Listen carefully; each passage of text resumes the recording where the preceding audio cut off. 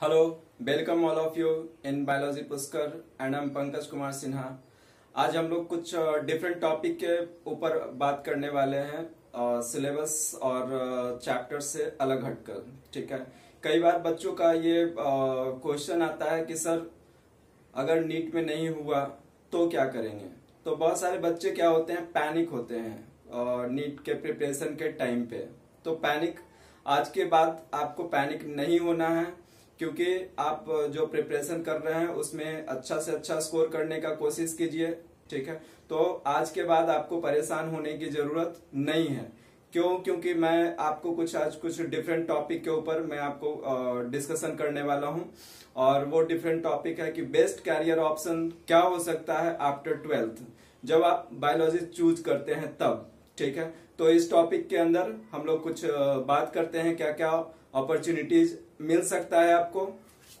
तो सबसे पहले हम लोग बात कर लें कि बायोलॉजी जब आप ऑप्ट करते हैं तो ऑप्ट करने के समय अगर आपने मैथ भी साथ में सेलेक्ट किया है, ठीक है, तो उसके भी बहुत सारे फायदे मिलते हैं, नो डाउट। बट साथ में अगर मैथ्स नहीं है और केवल बायोलॉजी आपका है, तो उस कंडीशन में आपको बहुत सारा ऐसा ब्रांचेज है जहां पे आप एडमिशन लेकर अपना करियर को सिक्योर कर सकते हैं। ठीक है, और बहुत ज्यादा मतलब अर्निंग भी कर सकते हैं। अर्निंग मतलब जब हम लोग स्टडी करते हैं तो कहीं ना कहीं ये माइंड में रहता है कि भाई जॉब करना है, कोई जॉब जब ऑप्ट करेंगे तो उससे क्या होगा, कुछ अर्न होगा। ठीक है, तो मेन थीम क्या होता है हम लोगों को, अर्न करने का। ठीक है, तो इसके ऊपर आज हम लोग बात करने वाले हैं कि कौन कौन सा ऐसा फील्ड है जिसके ऊपर आप काम कर सकते हैं। ठीक है, तो स्टार्ट करते हैं फिर।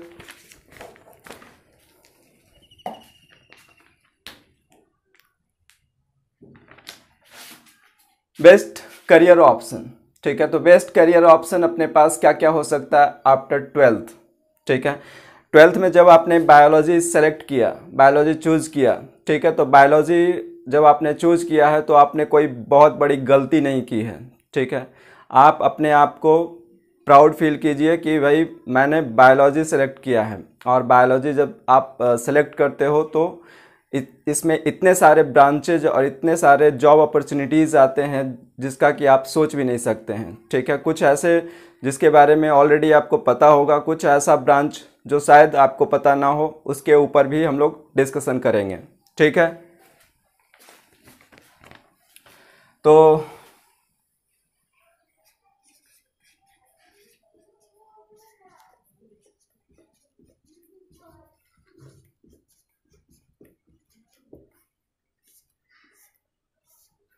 Best career option after 12th।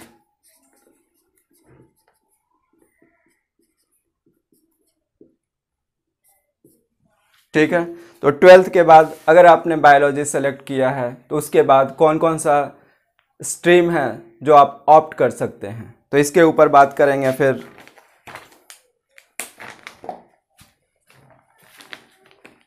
First में यहाँ पे हम लोग डिस्कशन करते हैं कि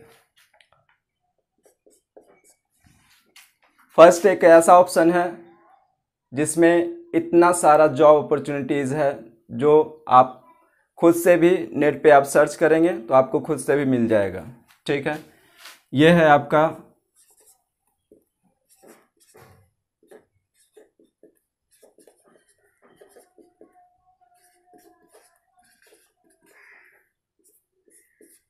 बीएससी माइक्रोबायोलॉजी।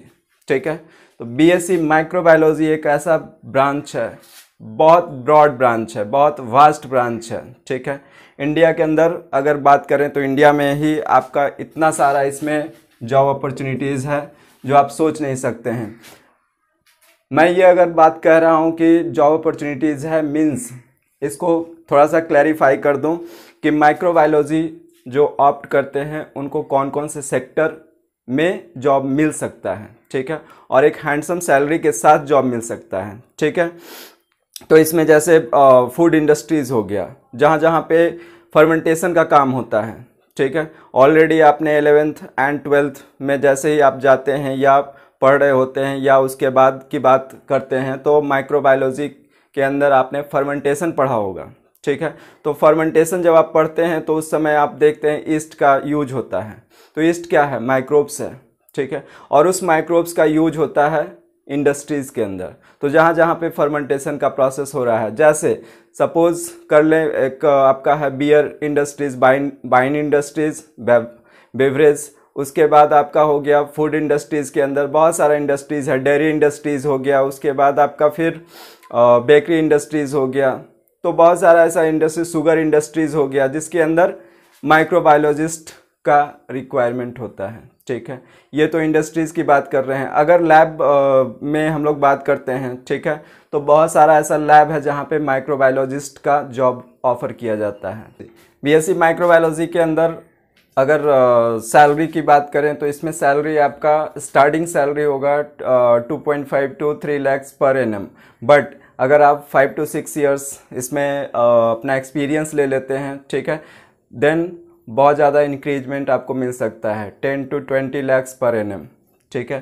तो ये एक बेस्ट ऑप्शन है आपके लिए।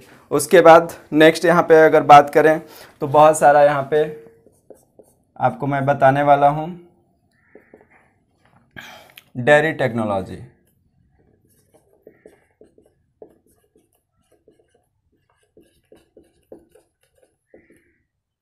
डेयरी टेक्नोलॉजी, ठीक है, ये भी एक ब्रांच है जिसके अंदर आप एडमिशन ले सकते हैं, ठीक है। नेचुरोपैथी,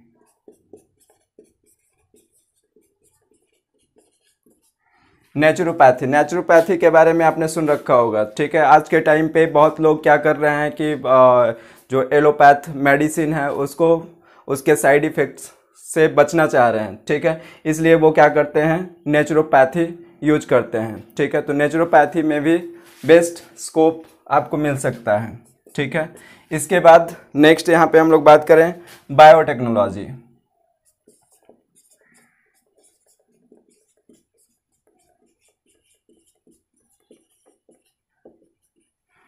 बीएससी बायोटेक्नोलॉजी, ठीक है। तो बायोटेक्नोलॉजी के अंदर अगर बात करें तो इसमें भी बहुत ज़्यादा जॉब अपॉर्चुनिटीज़ है, ठीक है।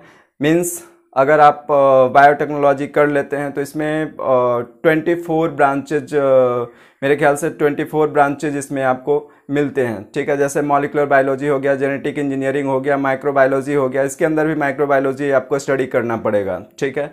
उसके बाद बायोटेक्नोलॉजी में जैसे इसमें भी स्पेशलाइजेशन भी किया जाता है, एग्री बायोटेक्नोलॉजी, फूड बायोटेक्नोलॉजी, ठीक है। तो इसमें भी आपके बहुत सारे जॉब अपॉर्चुनिटीज़ हैं। बायो इन्फॉर्मेटिक्स एक ब्रांच है, ठीक है, इसके अंदर बायोटेक्नोलॉजी के अंदर आता है। तो बायो इन्फॉर्मेटिक्स में जब आप स्टडी करते हैं तो वहाँ पे केवल आपको कंप्यूटर बेस्ड स्टडी करना होता है, ठीक है। जस्ट फॉर एग्जांपल एक बुक मैं आपको दिखाना चाहूँगा कि ये आपका बायो इन्फॉर्मेटिक्स का बुक है, ठीक है। और इसके अंदर अगर बात करें तो केवल यहाँ पे स्टडी किया जाता है ये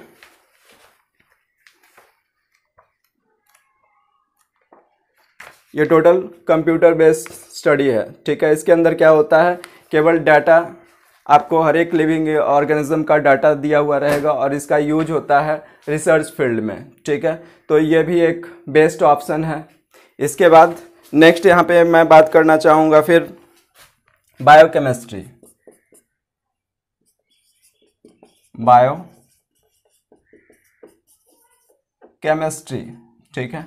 बायोकेमिस्ट्री के अंदर बहुत सारा ऐसा जो केमिकल कंपाउंड का जो यूज होता है लिविंग ऑर्गेनिज्म के लिए, ठीक है। तो यहाँ पे बहुत सारा ये आप इसमें जॉब अपॉर्चुनिटीज़ बायोकेमिस्ट्री के अंदर भी आपको मिलता है। बायोकेमिस्ट्री के थ्रू आप फार्मा में भी आप एंटर कर सकते हैं, ठीक है। एक ये ऑप्शन हो गया। उसके बाद यहाँ पे बात करते हैं फिर biomedical science.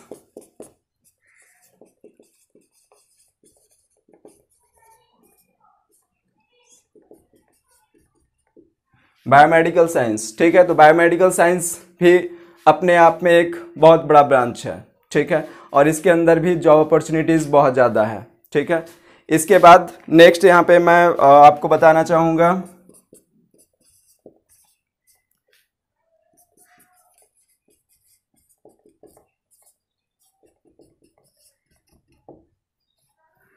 BSc forensic science, ठीक है। सीआईडी सभी लोगों ने देखा होगा, ठीक है। और सीआईडी एक सीरियल आता है जो आप सोनी टीवी पे देखते हैं। और इसके अंदर फॉरेंसिक साइंस के अंदर जब हम लोग बात करते हैं तो फॉरेंसिक साइंस में क्या क्या अपॉर्चुनिटीज़ है ये मुझे बताने की ज़रूरत नहीं है, ठीक है। बहुत सारा अपॉर्चुनिटीज़ है, मीन्स कोर्ट केस में, ठीक है, जहाँ पे जस्टिस का रोल होता है, ठीक है। और जस्टिस के टाइम पे कोई सस्पेक्ट है जिसका क्या होता है डीएनए मैच करवाया जाता है, ठीक है। तो फॉरेंसिक साइंस में भी आपका बहुत ज़्यादा जो जॉब स्कोप है, ठीक है। इसके बाद नेक्स्ट यहाँ पे हम लोग बात कर रहे हैं फिर अगर फॉरेंसिक साइंस के इंस्टीट्यूट के बारे में बात करें कि कौन कौन सा कॉलेज है जो आप यहाँ पे ऑप्ट कर सकते हैं, तो बहुत सारे कॉलेजेस हैं जो फॉरेंसिक साइंस आपको पढ़ाते हैं। बट इसमें कुछ बेसिक कुछ जो इम्पॉर्टेंट नाम आता है, एक दो नाम मैं आपको यहाँ पे बताना चाहूँगा, ठीक है। वो है आपका इंस्टीट्यूट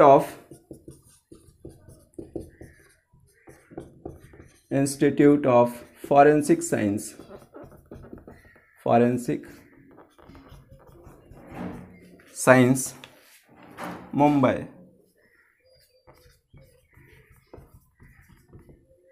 ठीक है, ये एक है। उसके बाद इसी में और बात करें, एक और government institute of forensic science, forensic science Aurangabad, Aurangabad, okay. तो ये कुछ मतलब इम्पॉर्टेंट नाम है। यहाँ पे पूरे सभी कॉलेज के नाम बता पाना पॉसिबल नहीं है, ठीक है।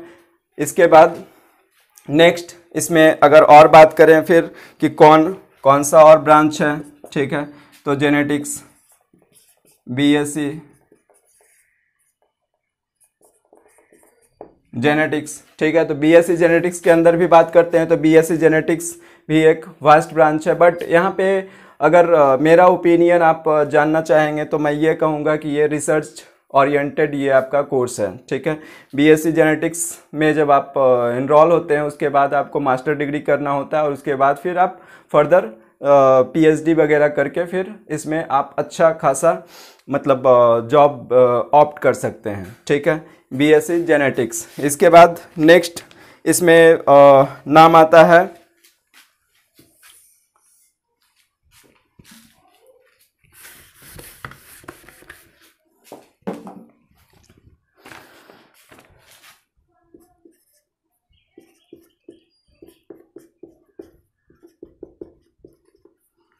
बीएससी नर्सिंग, ठीक है। नर्सिंग आप नीट के थ्रू भी जा सकते हैं नर्सिंग में, और दूसरा ये एक ऑप्शन आपके पास बन जाता है बीएससी के थ्रू, ठीक है, बैचलर डिग्री के थ्रू आप नर्सिंग में जा सकते हैं। और इसमें एक बेस्ट बात मैं आपको बताना चाहूँगा कि इसमें क्या होता है कि ये एक बहुत अच्छा इंस्टीट्यूट है जिसका नाम आप सभी ने सुन रखा होगा, ठीक है। यहाँ पे आपको पढ़ने का मौका मिल सकता है, ठीक है, एम्स, ठीक है। तो एम्स के अंदर बीएससी नर्सिंग का कोर्स होता है, ठीक है। उसके बाद हम लोग बात करते हैं फिर फिजियोथेरेपी, फिजियोथेरेपी, ठीक है। फिजियोथेरेपी में जब आप एडमिशन लेते हैं तो फिजियोथेरेपी के अंदर बहुत सारा अपॉर्चुनिटीज़ बनता है, ठीक है। और अगर इसमें खुद का आप सेटअप भी बिल्डअप करना चाहें, कुछ अपना खुद सेटअप डेवलप करना चाहें तो उसमें फिजियोथेरेपी के अंदर आप अगर कर लेते हैं तो खुद से आप लोगों का ट्रीटमेंट कर सकते हैं, ठीक है। उसके बाद नेक्स्ट है आपका वी फार्मा,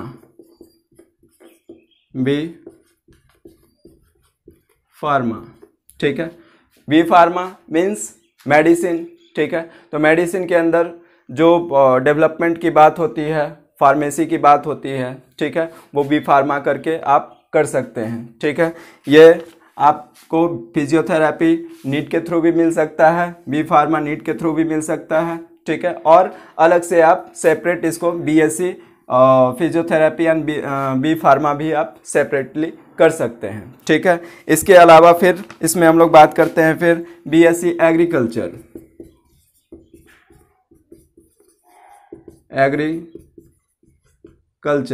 ठीक है, कई बार बच्चे पूछते हैं कि सर एग्रीकल्चर करके क्या करेंगे।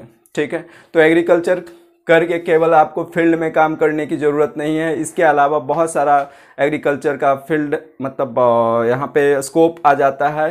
कौन कौन से स्कोप आ जाते हैं, तो इंडस्ट्रीज़ में भी एग्रीकल्चर का रोल होता है। जैसे सपोज कर ले इंसेक्टिसाइड्स, ठीक है, पेस्टिसाइड्स, ठीक है, तो ये सब जो इंसेक्टिसाइड्स पेस्टिसाइड्स जो बन रहा है वो कहाँ पे बन रहा है, इंडस्ट्रीज़ में बन रहा है। ठीक है, और इंडस्ट्रीज़ के अंदर अगर आप एग्रीकल्चर आपने पढ़ रखा है, ठीक है, तो एग्रीकल्चर के बारे में अच्छे से आप वहाँ पर काम कर सकते हैं।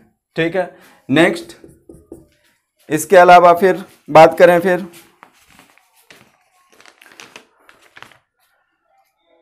Food technology.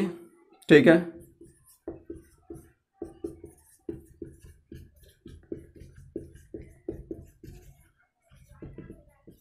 फूड टेक्नोलॉजी, ठीक है, फूड टेक्नोलॉजी के अंदर अगर बात करेंगे तो फूड टेक्नोलॉजी अपने आप में बहुत बड़ा ब्रांच है। ठीक है, कैसे बड़ा ब्रांच है, तो जहाँ जहाँ पे आपको फूड प्रोसेसिंग का काम होता है, जहाँ पे फूड मैन्युफैक्चरिंग का काम होता है, उन सभी इंडस्ट्रीज़ में आप एलिजिबल होंगे अपने जॉब के लिए। ठीक है, और इसमें भी बेस्ट सैलरी आपको ऑफर किया जाता है। ठीक है, इसके बाद एक और ब्रांच मैं यहाँ पे बताना चाहूँगा, बीएससी न्यूट्रिशन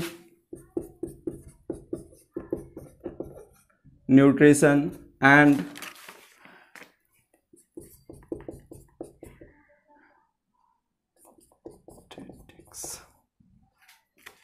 ठीक है, ये एक ब्रांच है न्यूट्रिशन एंड डायटेटिक्स। ठीक है, तो इसमें आप किसी भी इंडिविजुअल को, किसी भी पर्सन को आप डाइट के बारे में बता सकते हैं, न्यूट्रिशन के बारे में बता सकते हैं। ठीक है, कि भाई आपको किस तरह का न्यूट्रिशन लेना चाहिए। ठीक है, तो ये एक डॉक्टर एडवाइजरी के अकॉर्डिंग जस्ट ये यहाँ पे काम होता है। ठीक है, उसके बाद इसमें अगर बेस्ट कॉलेज के बारे में बात करें तो बहुत अच्छे कॉलेज में इसका स्टडी किया जाता है। ठीक है, न्यूट्रिशन एंड डायटेटिक्स में ठीक है, तो इसमें जैसे नाम आता है कौन सा, Jadavpur university, Jadavpur university. Okay, इसके अंदर आप बीएससी भी कर सकते हैं। ठीक है, और अगर यहाँ पर बात करें, ये सेपरेट कॉलेज मैं यहाँ पे इंडिकेट कर रहा हूँ। ठीक है, यहाँ पे आपको बीटेक एंड एमटेक की डिग्री मिलेगी। ठीक है, एमटेक, ठीक है, BTech in nutrition and MTech in nutrition आप कर सकते हैं फ्रॉम जादवपुर यूनिवर्सिटी। ठीक है, बेस्ट कॉलेज है। इसके अंदर एक और कॉलेज मैं बता दूं, पंजाब यूनिवर्सिटी। ठीक है, इसके अंदर आप कर सकते हैं। ठीक है, ये कुछ बेसिक यहाँ पर मैंने बताया, लेकिन एक और ऐसा ब्रांच है जिसको आप एक बार ज़रूर आपको जानना चाहिए। ठीक है, और वो ब्रांच मैं लास्ट में इसलिए बता रहा हूँ क्योंकि इस बात को पूरा जब आप स्टडी करेंगे, आप खुद से भी इस पे चेक कर सकते हैं इंटरनेट पे कि इसमें कौन कौन सा जॉब अपॉर्चुनिटीज़ है और इसमें कितने सैलरी पैकेज ऑफर किया जाता है। ठीक है,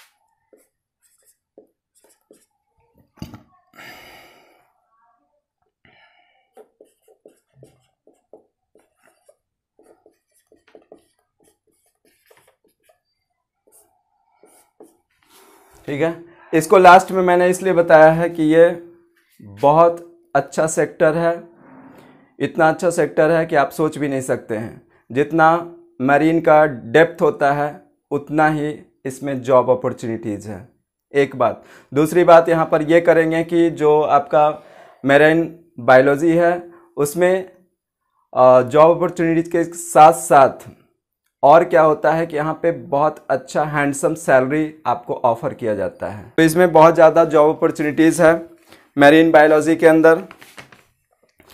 इसके बाद ये आपका कुछ सेक्टर था जिसके अंदर मैंने आपको बताया।